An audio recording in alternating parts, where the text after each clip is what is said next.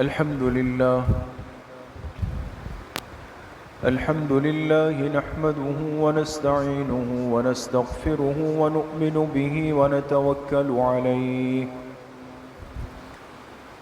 ونعوذ بالله من شرور أنفسنا ومن سيئات أعمالنا من يهده الله فلا مضل له ومن يضلل فلا هادي له ونشهد أن لا إله إلا الله وحده لا شريك له ونشهد أن سيدنا وسندنا ونبينا ومولانا محمدا عبده ورسوله صلى الله تعالى عليه وعلى آله وأصحابه أجمعين أما بعد فأعوذ بالله من الشيطان الرجيم بسم الله الرحمن الرحيم يا أيها الذين آمنوا اتقوا الله وكونوا مع الصادقين وقال رسول الله صلى الله عليه وسلم لا تصاحب في الدنيا إلا مؤمنا صدق الله وصدق رسوله النبي الكريم ونحن على ذلك لمن الشاهدين والشاكرين والحمد لله رب العالمين. درود شریف پڑھ لیں. اللهم صل على محمد وعلى آل محمد كما صليت على إبراهيم وعلى آل إبراهيم إنك حميد مجيد. اللهم بارك على محمد وعلى آل محمد كما باركت على إبراهيم وعلى آل إبراهيم إنك حميد مجيد. میرے محترم دوستو، بھائیوں اور بزرگوں، الحمدللہ شوال کا مہینہ چل رہا ہے اور چونکہ ماہ مبارک رمضان قریب میں گزرا ہے اور اس مہینے میں چونکہ ہر مسلمان اعمال کی کیفیت میں، اعمال کی تعداد میں، اعمال کی طلب میں آگے بڑھ جاتا ہے، اور یہ کیفیت ہر مسلمان کی رہتی ہے جب رمضان کے مہینے کی تکمیل ہوتی ہے. لیکن ایک بات بالکل واضح ہے جسے ہم اپنی آنکھوں سے دیکھتے بھی ہیں، محسوس بھی کرتے ہیں، کہ رمضان المبارک کے ختم ہوتے ہی وہ کیفیات اور وہ جذبات اور وہ طلب وہ دن بدن کمی کی طرف آتی چلی جاتی. باوجود اس کے کہ انسان آخر میں یہ ارادہ کرتا ہے، چاہتا ہے، رمضان میں جب اپنے معمولات کی برکتوں کو اور دل کے سکون کو دیکھتا ہے، تو دیکھیں ہم میں سے ہر ساتھی کیا سوچتا ہے کہ بھئی اب روز تلاوت کروں گا، اب ان معمولات کی پابندی میں پورا سال رکھوں گا اور مسجد مانے کا اہتمام کروں گا، وقت سے پہلے پہنچوں گا، ساری باتیں. لیکن اللہ کی شان دیکھے کہ یہاں عید کا چاند نظر آتا ہے اور دوسری طرف ایسا محسوس ہوتا ہے کہ وہ جذبات بالکل جس پہ ٹھنڈا پانی پڑ گیا.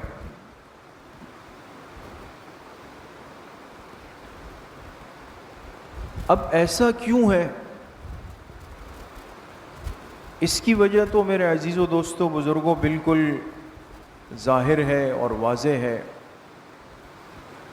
کہ یہ اتنا بڑا فرق رمضان اور رمضان کے گزرتے ہی ہمیں کیوں محسوس ہوتا ہے. اس کی وجہ تو یہ ہے کہ رمضان کا جو انتظام ہے اپنے بندوں کے لیے اللہ پاک خود فرماتے ہیں، خود ایک غیبی انتظام اللہ پاک پیدا فرما دیتے ہیں. آپ حضرات نے سنا کہ سرکش شیاطین قید کر دیے گئے، جنت کے دروازے کھول دیے گئے، جہنم کے دروازے بند کر دیے گئے، دنیا کی ہر مخلوق ہمارے لیے دعاؤں میں لگ گئی۔ جب یہ سارا ماحول اللہ پاک خود فراہم کر دیتے ہیں، اس میں ہمیں کچھ نہیں کرنا پڑا، اللہ پاک نے مہربانی فرمائی، تو اس کا نتیجہ یہ کہ طلب، رغبت، شوق خود بڑھ گئے۔ لیکن جیسے ہی وہ انتظام ہٹتا ہے، ختم ہوتا ہے، تو ایک غیبی اور قدرتی نصرت سر سے اٹھ جاتی ہے۔ اس کی وجہ سے وہ کیفیات کا اتنا بڑا فرق سامنے آ جاتا ہے۔ یہ بات تو سمجھ میں بھی آتی ہے اور یقیناً ایسا ہے، لیکن میرے عزیزو، دوستو، بزرگوں، اصل بات یہ ہے کہ ہر مسلمان کی خواہش تو ہے کہ میرے 11 مہینے بھی رمضان کی طرح ہو، چاہت تو ہے کہ یہ سارے اعمال جو رمضان میں نے شروع کیے، یہ صرف 1 مہینے کے نہ ہو، یہ 12 مہینے کے معمولات بن جائے۔ لیکن یہ ممکن کیسے ہے کہ ہم اپنے رمضان کو 1 مہینے سے بڑھا کے 12 مہینوں تک لے جائیں؟ اس لیے ہمارے بزرگوں نے ایک جملہ لکھا کہ پورے سال کا رمضان کیسے گزارے، پورے سال کا رمضان کیسے گزاریں گے۔ اب یہ تو ہر ایک ساتھی جانتا ہے کہ رمضان پورے سال کا نہیں ہے، بلکہ وہ کتنے مہینوں کا ہے؟ 1 مہینے کا ہے۔ لیکن 1 مہینے کے رمضان کی جو برکات ہے اور اس کے جو معمولات ہیں وہ پورے سال والے ہو جائیں، گویا آپ نے اپنے سال کے 12 مہینوں کو کس کی طرح بنا دیا؟ رمضان کی طرح۔ تو فرماتے ہیں پورے سال کا رمضان کیسے گزاریں، یہ اصل بات ہے۔ اس سلسلے میں ہمارے اکابر نے، بزرگوں نے، علماء نے بڑی عجیب بات لکھی۔ فرمائے 2 چیزیں ہماری زندگی میں بنیاد ہے، 2 چیزیں۔ اگر آج ہم ان 2 باتوں کا اہتمام کر لیں تو رمضان تو نہیں ہوگا، لیکن رمضان جیسی برکات کی کیفیت ضرور رہے گی۔ رمضان جتنے معمولات تو نہیں ہوں گے، لیکن ان معمولات کے قریب قریب ضرور رہیں گے۔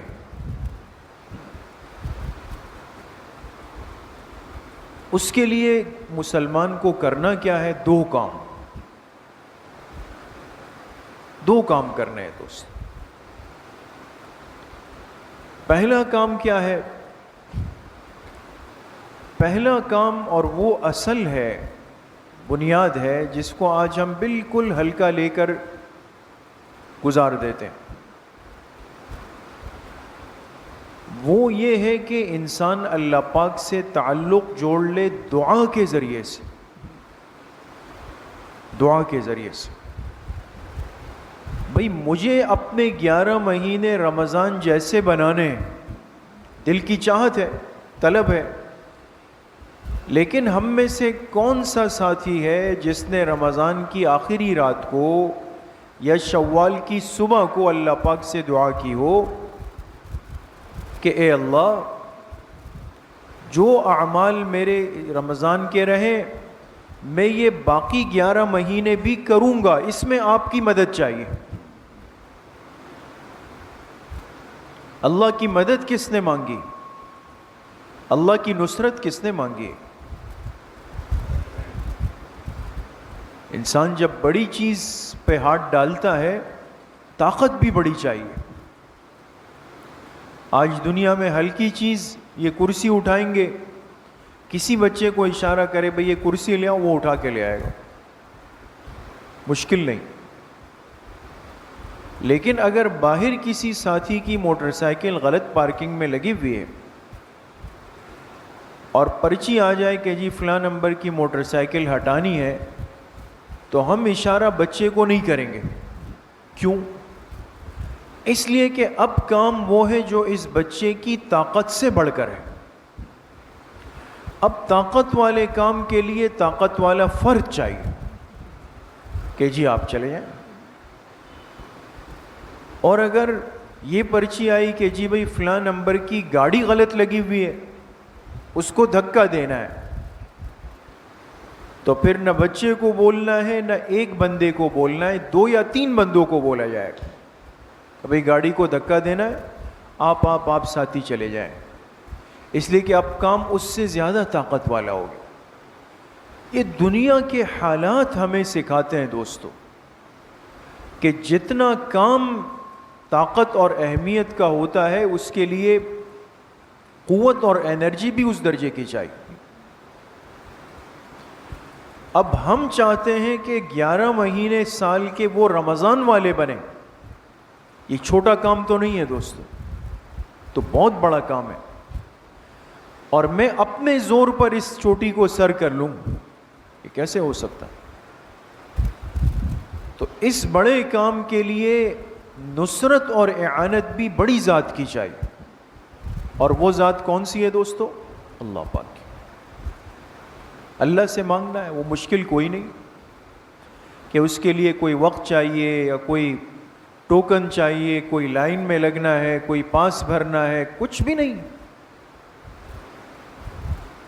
انسان بیٹھ کے اللہ پاک سے مانگ لے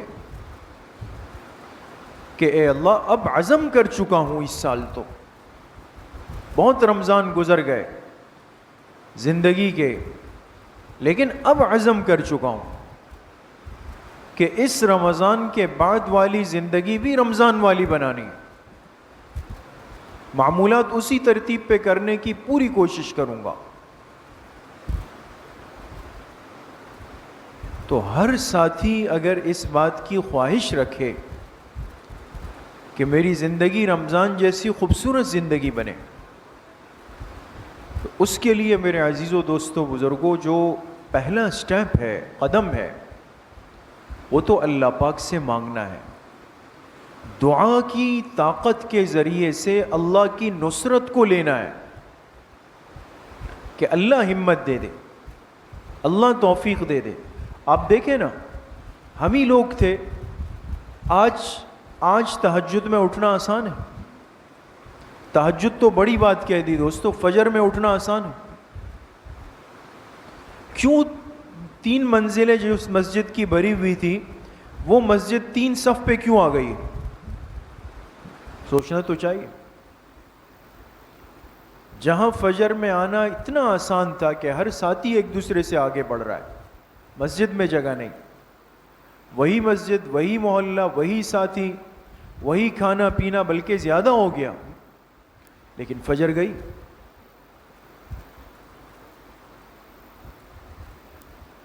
ایک سبق ہے، ایک پیغام ہے دوستو. اگر انسان یہ سوچتا ہے کہ یہ سارے کمالات جو کیے یہ میں نے خود کیے ہیں رمضان میں، تو اللہ پاک فرما رہے پھر کر لو ابھی. اس لیے دعا کی اس طاقت کو ہم ضائع کرتے ہیں. اس ہتھیار کو استعمال کرنا ہے. انسان جب دعا کی عادت بناتا ہے، اللہ سے مانگنا سیکھ لیتا ہے، ہر معاملے میں اللہ پاک اس کے معاون، اس کے ممد اور اس کے مددگار بن جاتے ہیں دوست. تو پہلی چیز تو اللہ پاک سے مانگنا ہے کہ میری زندگی کے یہ باقی مہینے بھی رمضان جیسے گزرے اس جیسے بنا کر ہم گزار دیں. ایک بات. دوسری چیز کیا کرنا ہے اس کے لیے جو ضروری ہے، آپ حضرات سے عرض کیا کہ رمضان میں یہ سارے کام کرنا کیوں آسان ہوا؟ اس لیے کہ اللہ پاک نے ایک قدرتی ماحول ہمیں دے دیا تھا، خود سے اللہ پاک کا فضل ہوا، ایک ماحول بن گیا، اسباب اللہ پاک نے دے دیے۔ تو اب شیطان قید میں ہے اور جنت کی ہوائیں آ رہی ہے، جہنم کے دروازے بند ہے، اور درندے پرندے چرند مچھلیاں ہر چیز دعاؤں میں لگی ہوئی ہے۔ اعمال کی قیمت اللہ پاک نے اتنی بڑھا دی کہ نفل فرض کے برابر، فرض 70 فرضوں کے برابر۔ یہ قدرتی ماحول تھا دوستو، اس میں نے اور آپ نے ایک رائی کے برابر بھی حصہ نہیں ڈالا ہے۔ اس قدرتی فراہم کیے ہوئے ماحول کی برکت اور طاقت یہ تھی کہ دن میں 3 5 5 10 اور ایسے خوش نصیب ساتھی بھی جو دن میں پورا قرآن تلاوت کرتے ہیں رمضان میں۔ وہ آسان تھا، تسبیحات پوری کرنا آسان تھا، تہجد پڑھنا، اشراق، چاش، توابین، 20 رکعت تراویح آسان تھا۔ وجہ اس لیے کہ قدرتی ماحول مل گیا، اسباب مل گئے، چلنا آسان ہو گیا۔ اب قدرتی ماحول تو نہیں ہے، اس لیے کہ اللہ کا وعدہ رمضان کے آخر تک ہے، لیکن ایک بات اللہ پاک نے سکھا دی کہ یہ سارے کام کرنا تمہارے لیے آسان ہوا جب تمہیں ماحول مل گیا۔ یہ لفظ ماحول جو ہے نا، یہ اللہ پاک رمضان کی برکت سے سکھا دیتے۔ تم اس لیے یہ سب کچھ کر سکے کہ میں نے تمہیں ماحول دے دیا، اب میں اپنے اس قدرتی ماحول کو اٹھاتا ہوں، تم اپنی کوشش سے اس ماحول کو بناؤ۔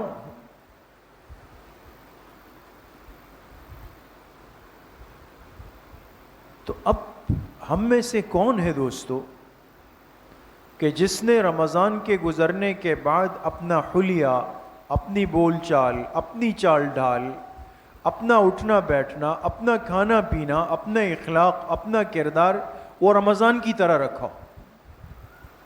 وہ تو ہوا ہو گیا، یہاں عید ہوئی اور اگلے لہجہ بدل گیا، سٹائل بدل گیا، لباس بدل گیا، بول چال بدل گئی، سب چیزیں پرانے ڈگر پہ آ گئی۔ ایک لمحے کے لیے ہم نے اس ماحول کی نہ قدر کی نہ حفاظت کی، ماحول رمضان کو خود ختم کیا تو برکات رمضان کے کیسے امیدوار ہیں؟ چاہیے تو مجھے رمضان والی برکت ہے، لیکن رمضان کے ماحول کو خود سے میں نے ختم کیا۔ کوشش ہمیں خود کرنی ہوگی دوست، اور انسان کی کوشش ناقص ہے، محدود ہے، ایک حد تک چلے گئے، لیکن جسے کہتے ہیں نا، جب اصلی چیز نہ ملے، جب اصلی چیز نہ ملے تو پھر فارمی سے انسان کام چلاتا ہے۔ ایسا ہی ہے نا دوست۔ آج کراچی میں ہے کوئی ساتھی آپ میں سے شاید کوئی ہو جو کہے کہ بھئی جی میرے گھر میں روزانہ دیسی مرغی پکتی ہے، الا ماشاء اللہ، یا کوئی کہے کہ بھئی ہمارے گھر کا کھانا تو خالص دیسی گھی میں تیار ہوتا ہے، کوئی نہیں۔ یا کوئی یہ کہے کہ جی ہمارے گھر جو سبزیاں بنتی ہے وہ تو خالص جو ہے وہ زمین کی پیداوار ہے، نہیں۔ اگر ہمارا کھانا فارمی ہے، مصنوعی چیزوں سے بنا ہوا ہے، لیکن ناشتے سے لے کر رات کے کھانے تک نرم غذا ہو، گرم غذا ہو، سخت غذا ہو، جو بھی ہو، اگر وہ ایک مصنوعی، ایک آرٹیفیشل عمل سے گزر کے سامنے آ رہی ہے، تو کس ساتھی نے کھڑے ہو کے کہا ہو کہ جی میں تو فارمی مرغی اس لیے نہیں کھا رہا ہوں کہ دیسی نہیں مل رہی، لہذا اللہ حافظ؟ دیسی نہیں ملی، ہم نے فارمی کو عادت بنا لیا۔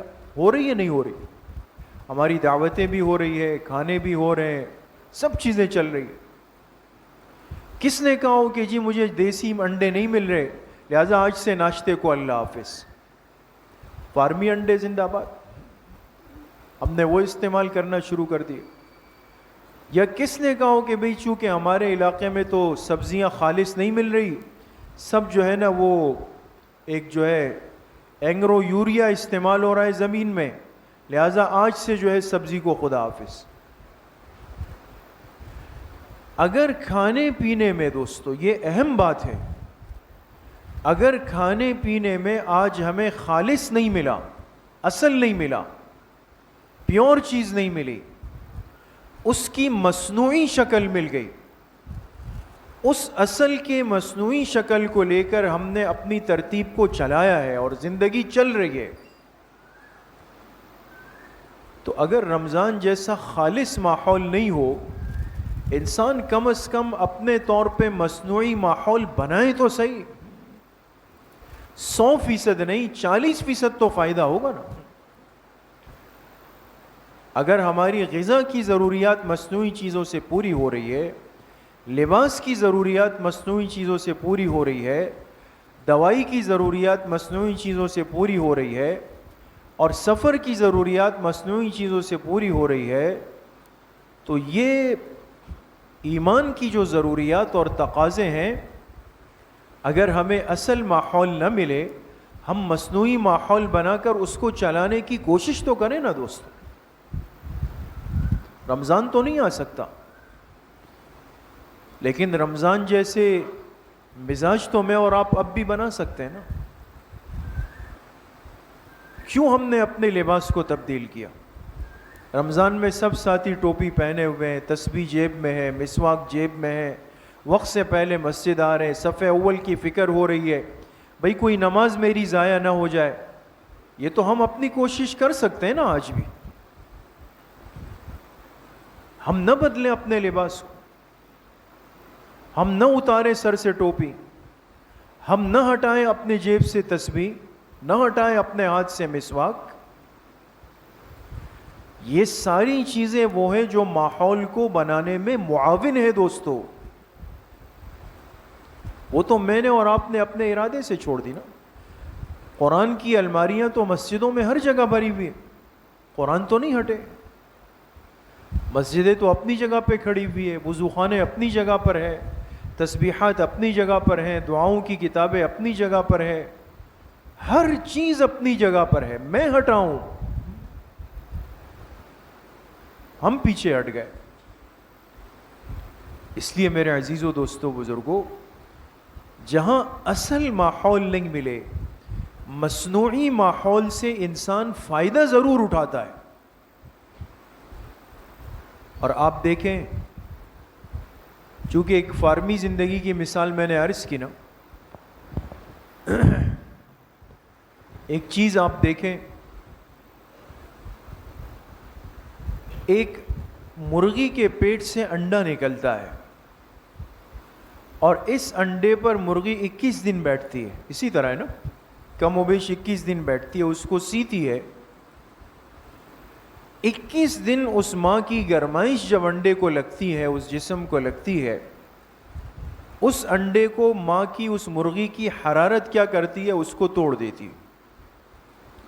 21 دن کے بعد اس سے ایک بچہ چوزا جو ہے چو چو کرتے ہوئے باہر آ جاتا ہے. لیکن آج یہ فارمنگ ہو رہی ہے ساری. آپ کا کیا خیال ہے کہ ان مرغیوں پر, دیسی انڈوں پر دیسی مرغیاں بٹھائی گئی؟ آج کل یہ چوزے کیسے بنائے جاتے ہیں آپ تو ہم سے زیادہ جانتے ہیں. مشینیں نہیں بن گئی دوستو, گرمائش پہنچانے والی مشینیں, باقاعدہ ڈبے بنے ہوئے, باکس بنے ہوئے, عام ہے. اب تو لوگوں نے گھروں میں بھی رکھے ہیں جو شوق رکھتے ہیں. اب ایک مشین بن گئی, اس کو ایک خاص ٹیمپریچر پہ رکھا جاتا ہے. آپ انڈے لائیں, مشین میں رکھیں, مشین کو اس ٹیمپریچر پہ لے آئے, مشین کی گرمائش اس انڈوں کو لگنا شروع ہو جاتی. دیکھیں, ماں نہیں ہے, مرغی نہیں ہے انڈوں کے پاس, لیکن انڈوں کو درکار کیا چیز تھی؟ گرمائش. مرغی کی گرمائش نہیں ملی, بجلی کی گرمائش دے دی گئی. اصل گرمائش نہیں ملی, مصنوعی گرمائش دے دی گئی. تو نتیجہ کیا ہوا کہ کچھ دن کے بعد وہی انڈے وہ ٹوٹتے ہیں اور اس سے بھی چوزے باہر آ جاتے ہیں. لیکن فرق کیا ہے؟ کہتے ہیں بھئی یہ دیسی چوزے ہیں، یہ فارمی چوزے ہیں. فرق ہے نا، یہ دیسی ہے، یہ فارمی ہے. اب فارمی چوزے کا وہ مقام نہیں، وہ طاقت تو نہیں جو دیسی چوزے کی ہے، لیکن کسی نہ کسی درجے میں اس نے اتنی ضرورت پوری کر دی کہ اس کو بھی لوگ چوزا ہی کہتے ہیں، اس کا نام تبدیل نہیں ہوا. آج اگر دنیا کے ہر معاملے میں دوستو اگر ہم آرٹیفیشل چیز کو قبول کرتے ہیں، اس سے کام چلاتے ہیں، اس سے فائدہ اٹھا رہے ہیں، کیا وجہ ہے کہ جب ایمان کی، اعمال کی، ماحول کی بات آتی ہے تو ہم ڈٹ کے کھڑے ہو جاتے ہیں کہ نہیں، مجھے تو وہ چاہیے کہ جو 100% پیور بندہ ہو. پھر لوگ کہتے ہیں حضرت شیخ جنید بغدادی رحمۃ اللہ علیہ جیسا شیخ چاہیے، اگر وہ نہیں ہے تو کسی کو بھی نہیں مانتا. یہ ضابطے ہم نے صرف اپنے دین اور ایمان میں بنائے، باقی ہر جہاں پہ کام چلا رہے. اور یہ سخت جملہ بہت نقصان دے رہا ہے، کئی سالوں سے دے رہا ہے. تو عرض کرنے کا مقصد صرف اتنا ہے کہ چونکہ ماہ مبارک قریب میں گزرا ہے، زیادہ وقت نہیں گزرا، اور کسی نہ کسی درجے میں ایک تعلق، ایک نسبت اس رمضان کا ضرور جڑا ہوا ہے. انسان ان دنوں کی باتیں کرتا ہے، یاد رکھتا ہے ان دنوں کو، وقت کے ساتھ ساتھ یہ بھی گزر جائے گا. اس نسبت اور اس تعلق کی حفاظت کے لیے یہ دو باتیں اگر آج میری اور آپ کی زندگی میں آئیں تو یقین کریں کہ 100% رمضان نہیں تو کسی نہ کسی درجے میں رمضان کی برکات ضرور حاصل ہوں. پہلی بات کیا عرض کی؟ جی، دعا کے ذریعے سے، دعا کی طاقت، اللہ پاک سے دعا کے ذریعے سے رابطہ مضبوط ہو. اور دوسری چیز یہ کہ وہ ماحول جو رمضان میں تھا اس کو ہم خود سے کسی نہ کسی درجے میں قائم رکھنے کی کوشش کریں، اپنے آپ کو ان چیزوں سے دور نہ کریں جو چیزیں ہمیں اعمال کی طرف لا رہی تھی. آج ہماری تسبیح کہاں پڑی ہوئی ہے نہیں پتہ، رمضان والی تسبیح غائب ہو گئی، ٹوپیاں غائب ہو گئی، قرآن کوئی تعلق نہیں اس سے.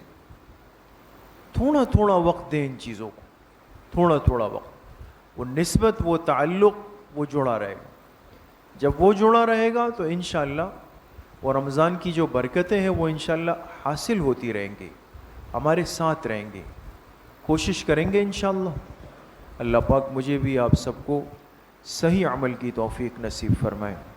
الحمدللہ رب العالمین والصلاة والسلام علی سید الانبیاء والمرسلین سیدنا و مولانا محمد وآلہ واصحابہ اجمعین.